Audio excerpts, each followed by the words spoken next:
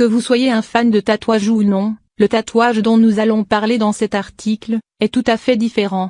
En dehors de l'aspect esthétique connu des tatouages, ce dernier a un aspect utile. Lequel? Il peut détecter le changement de glycémie dans votre corps. Merci la science. Le diabète est une maladie qui survient lorsque la glycémie de l'organisme est trop élevée. La glycémie est la principale source d'énergie et provient des aliments consommés. L'insuline, une hormone produite par le pancréas, aide le glucose contenu dans les aliments à pénétrer dans les cellules du corps pour être utilisé comme source d'énergie. Parfois, le corps ne produit pas assez d'insuline ou n'utilise pas suffisamment d'insuline. Le glucose reste alors dans le sang et n'atteint pas les cellules.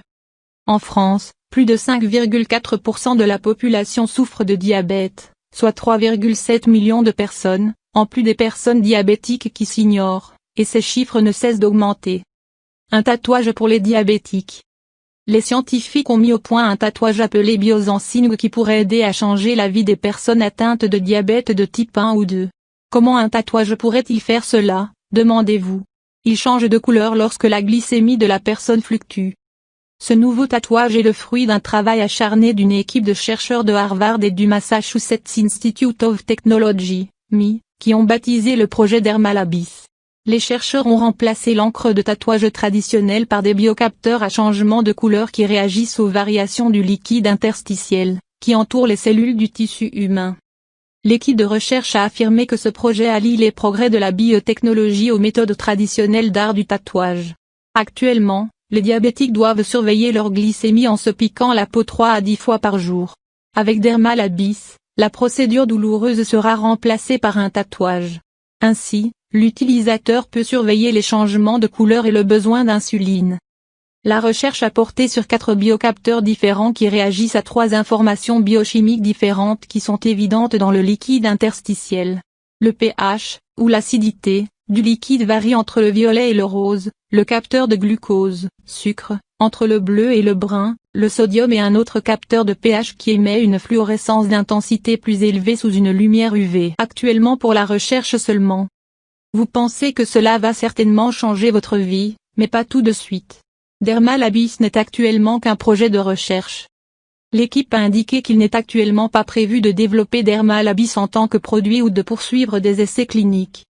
Cependant, il y a de l'espoir, les tatouages ont été testés sur de la peau de porc, qui est extrêmement similaire au derme humain, et le tatouage a réellement fonctionné.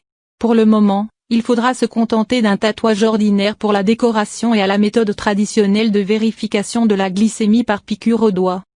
Ce n'est pas la première fois que des chercheurs expérimentent le tatouage pour surveiller notre santé.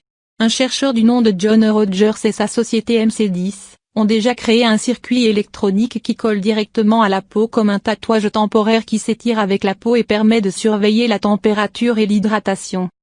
Le Media Lab du MI a également créé des tatouages pouvant changer de couleur en fonction de l'émotion de l'utilisateur. Cela promet pour les diabétiques.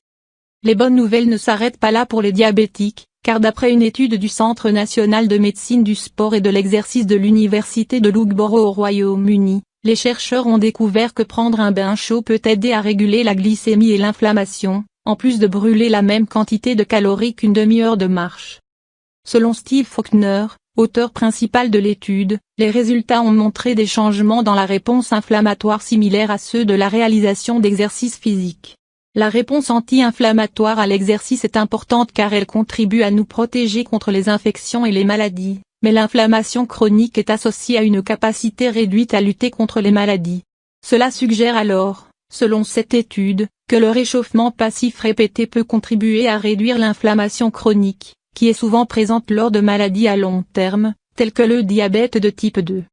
Prendre un bain chaud, et se faire tatouer, qui aurait pensé que tout cela pourrait aider les diabétiques? Affaire à suivre.